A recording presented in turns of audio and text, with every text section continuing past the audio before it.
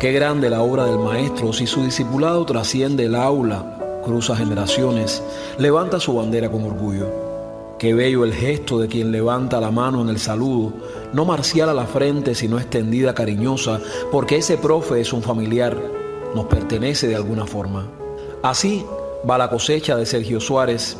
El dirigente solícito es también el maestro. El guajiro caimitense al que los tiempos duros no le arrancaron la frase jocosa, el aliento campechano, la entrega laboriosa a su tarea.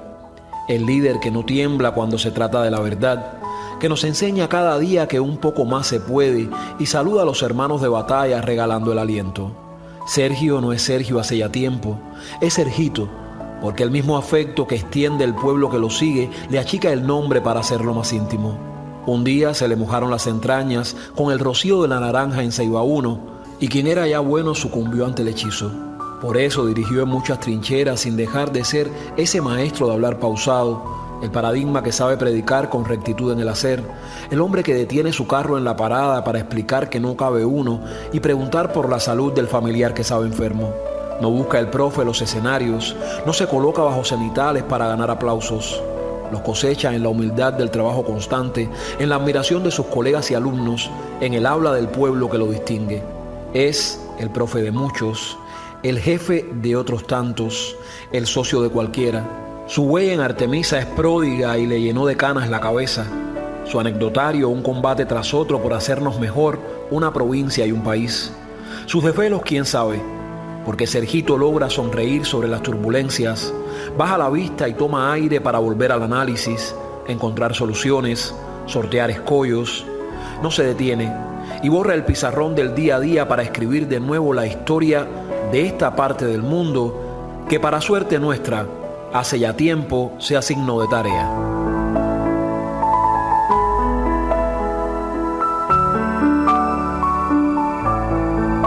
En Radio Artemisa, una crónica de Reinier del Pino.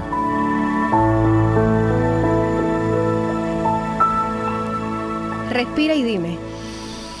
Oye, que habló más lindo que yo y mira que me lucí al comienzo para presentarte. Qué bonito eso de decir que eres el maestro, el socio del barrio. ¿Qué sentiste? Yo creo que en el mejor sentido de la palabra, Fran me ha traicionado. Es un poco complicado ser el primero de la serie y además escuchar de manos de alguien que cuando ya yo me desenvolvía en los asuntos de la pedagogía aún era alumno de la escuela primaria Camilo Torres como Reinier, quiere decir que lo he ido siguiendo también y le agradezco infinitamente una crónica realmente lo mereces. Maravilloso. Lo mereces. No lo creo, pero lo agradezco. Ahí está tu fruto y creo que hoy nos tenemos que disponer a reflexionar, a celebrar, pero saldrá alguna lagrimita por ahí porque yo estoy ya muy emocionada. Si acabas de sumarte a la sintonía, esto es En Voz Alta, Artemisa en Voz Alta, y recibimos como primer invitado a Sergio Suárez, un protagonista muy especial que ya mencionaba su escuela de capellanías. 40 años después, ¿cómo recuerda Sergito aquel joven maestro que llegó a capellanías a dar clase en 4º grado? Un grado también muy difícil. Yo soy de capellanía. Eres de capellanía. Yo iba a decir natural de Caimito. No, yo soy de capellanía. En capellanía viví hasta los 11 años con mis abuelos. Estudié en la escuela Carmelo Noa Gil de allí de capellanía hasta 5º grado y precisamente cuando terminé el primer semestre del 4º año en la escuela pedagógica, con 14 años fui a la escuela de capellanía a dar clases en 5º grado en el área de ciencia. Allí di mis primeras clases, allí me visitaron mis primeras clases, allí Pepe Eire me dio mi primera clase evaluada de mal, allí Pepe Eire me enseñó a dar clases, el metodólogo de ciencias, que hoy es maestro de la escuela de capellanía. Quiere decir que donde nací y me crié, allí fui por primera vez a dar clases también como maestro primario. Bueno, para sorpresa mía ya están escribiendo oyentes de Capellanías para agradecer tu presencia aquí. Porque yo siempre digo que soy maestro primario de Capellanía. Ahí está. ¿Y qué recuerdas tú? ¿Por qué te dieron mal en aquella evaluación? ¿Qué hacías mal? Es que era una clase de matemáticas, no se me olvida, de trabajo con datos tomados de la prensa, y evidentemente la pelea era infiel. Pepe Eire era ya un gran pedagogo y yo era alguien que recién llegaba, y por más que me esmeré, realmente no pude triunfar contra Pepe aquel día. Después me acompañó durante muchos años. Fuimos incluso yo jefe del departamento metodológico en educación de la enseñanza primaria y él de la enseñanza media. Y a pesar de aquel mal inicial que te dieron por evaluación, hoy declaras, porque me lo dicen tus cercanos, que ser maestro es lo mejor que te ha sucedido en la vida. No, yo creo que ser maestro es lo que me ha abierto las puertas. Incluso ser maestro primario es lo que me ha abierto las puertas para poder hacer lo que he hecho a lo largo después de toda mi carrera profesional. Piensa que yo desde los 14 años estoy trabajando. Los primeros años en educación y después las otras tareas que me ha dado el partido. Sin lugar a dudas da determinadas habilidades para socializar, para poder comunicar, para lograr alguna tarea, porque con los niños es muy difícil. Yo en algún momento fui a parar al preuniversitario. Yo fui director del preuniversitario donde tú hiciste el bachillerato. Que es además un compromiso para cualquiera que vaya allí muy a grande. Estudiar o a trabajar, mucho menos a ser el director. Primero el nombre, Che Guevara. Segundo, la inauguración y el seguimiento del proyecto por parte de Fidel. Y tercero, el sentido de pertenencia que desarrollaba esa escuela. Yo, sin embargo, fui allí. Yo pienso que me fue bien. Yo digo que es el mejor trabajo que he tenido. De allí me han salido muchos hijos pedagógicos. Y yo creo que precisamente eso de estudiar y haber trabajado en la escuela primaria, haber enseñado en la primaria, es lo que me posibilitó poder hacerlo después en la enseñanza preuniversitaria. Después de pasar por Ceiba 1, el IPUE Ernesto Che Guevara, que es tan conocido no solo en nuestra provincia, llegas a ocupar la plaza de subdirector provincial de educación en la antigua Habana. Pero hay una etapa muy importante para esta provincia en sus inicios, y es cuando ocupas la responsabilidad de director general de Educación, Cultura y Deportes en el primer Consejo de la Administración Provincial del Poder Popular. Sergito, mucha responsabilidad. Claro, yo recuerdo que Raulito nos convocó a Joan y a mí. Habíamos acabado de ser liberados como presidentes del Poder Popular en Guanajay y en Caimito. Y entonces, para explicarnos, ¿no?, en qué posición íbamos a estar. Y comenzó muy cómodamente el intercambio, ¿no? Me dijo, bueno, Sergito, tú, director de Educación, Cultura y Deporte, lógicamente, ¿no? Y entonces después le hizo las propuestas a Joan, es decir, a Joan le dio alguna posibilidad para escoger. Joan venía de hacerse médico veterinario, después licenciado en Cultura Física y mucha más experiencia que yo en el Poder Popular realmente. Pero bueno, yo casi que si debía estar en el Consejo de la Administración, pues naturalmente debía ocuparme de la educación. Y bueno. ¿Y lo del deporte cómo se te daba? Bueno, afortunadamente para mí, primero que Raulito era pelotero. Sí. Y entonces ¿te ayudaba en algo? Me ayudaba en algo. Joan al final fue el primer director de deportes cuando yo empecé de director de...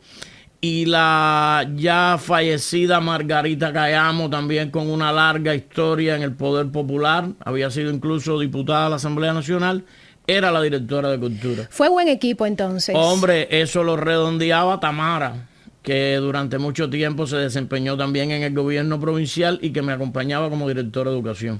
Quiere decir que con Margarita, Joan y Tamara, bajo el liderazgo de Raulito en aquel tiempo, a mí realmente se me dio muy fácil la posibilidad de incorporarme a una cosa que nacía para todos, para mí también, ¿no? Sí, nacía porque cualquiera pudiera subestimar el hecho de cambiar desde el punto de vista geográfico, político, administrativo, el territorio, pero cuando tú incorporas 3 territorios de Pinar del Río, que aunque la gente no lo piense, hay una manera de sentir, de hacer diferente, eso era un reto, ¿eh? ¿Qué tal fue en aquel inicio? No, yo digo...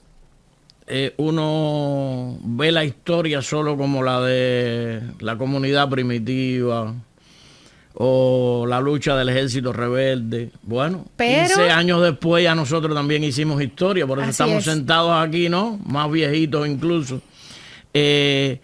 No a todo el mundo se le da la posibilidad de participar en un acontecimiento fundacional.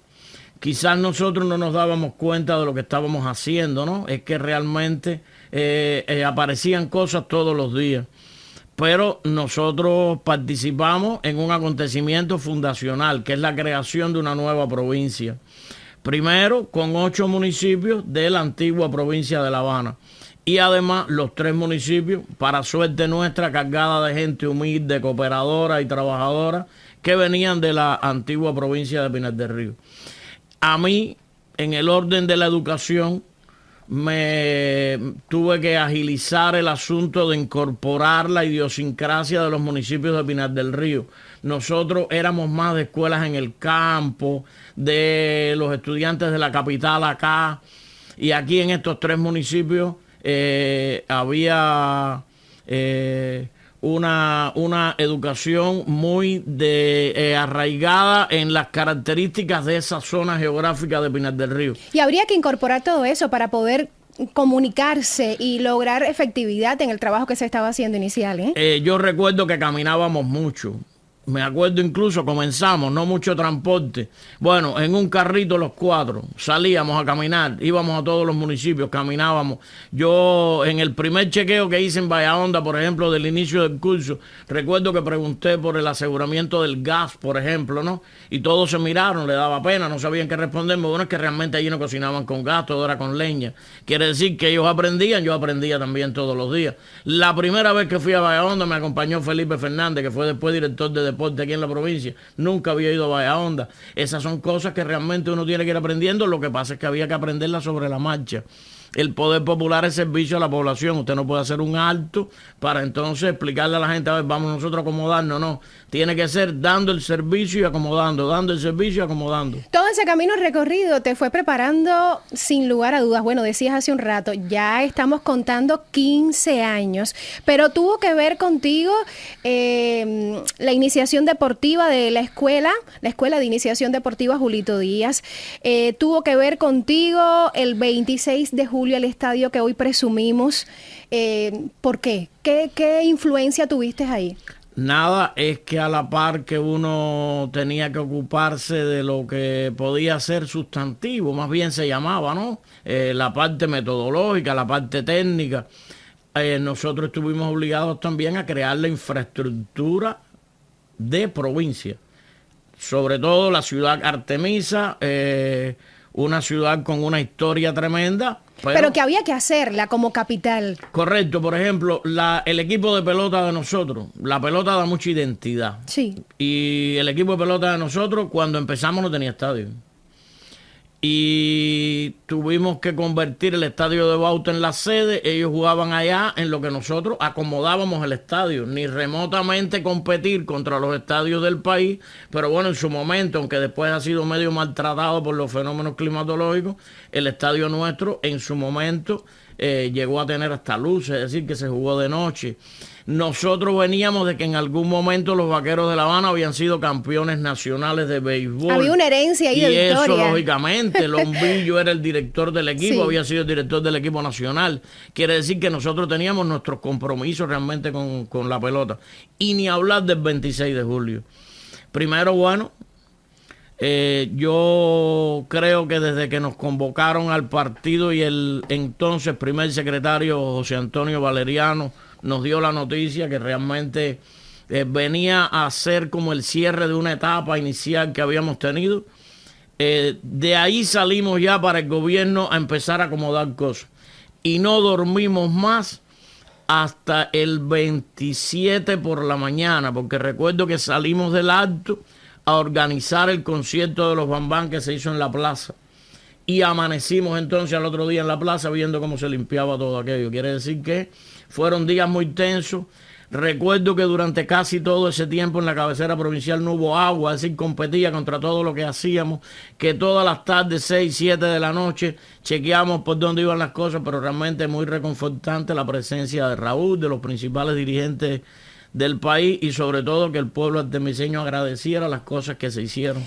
Yo estoy escuchándote hablar, Sergito, y definitivamente eres la mejor idea para comenzar este proyecto de Artemisa a viva voz, en voz alta, para celebrar los 15 años de nuestra provincia. Hay un camino recorrido, estamos celebrando, pero no se pierde de vista, sin lugar a dudas, que también hemos tenido muchísimos obstáculos y aquí estamos. Sé que la COVID-19 marcó un momento importante para ti, estoy un poco emocionada de recordarlo y creo que es mejor hacer una pausa. Reitero la pregunta de participación porque hay que convidar a nuestros amigos a que participen. Hoy preguntamos: quiero que me digas 5 empresas que forman parte del grupo empresarial Artemisa. Puedes comunicarte a través del 4936-2226. Artemisa en voz alta, hoy con Sergio Suárez.